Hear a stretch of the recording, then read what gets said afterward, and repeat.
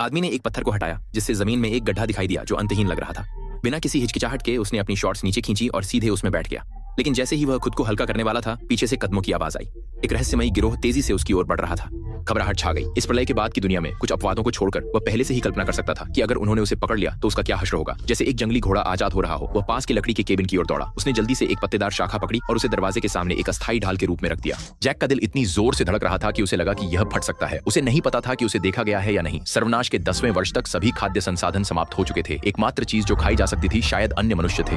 Jack गिरोह से इतना डरा हुआ था कि वह जमीन पर गिर पड़ा। पिता ने तुरंत स्थिति की गंभीरता को समझ लिया, लेकिन जब उन्होंने केबिन की दरार से झांका और देखा कि हथियारबंद लोगों का एक समूह धीरे धीरे पास आ रहा है, तो वह पूरी तरह से अपना आपा खो बैठे। आश्रय को तुरंत छोड़ना पड़ा।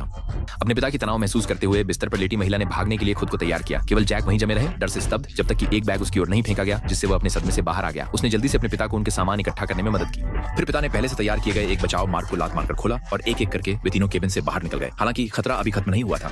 कोई भी शोर गिरोह का ध्यान आकर्षित कर सकता था और अगर पकड़े गए तो वे भी भोजन बन सकते थे। उन्हें सावधानी से चलना था, हर आवाज को नियंत्रित करना था, लेकिन इससे उनकी भागने की गति धीमी हो गई। एक कमजोर महिला की मदद करते हुए पिता जानते थे कि यह केवल समय की बात है जब तक वे पकड़े नहीं जाते। उनके पीछे दरवाजों के टूटने की आवाज सुनते हुए तीनों तनाव में थे।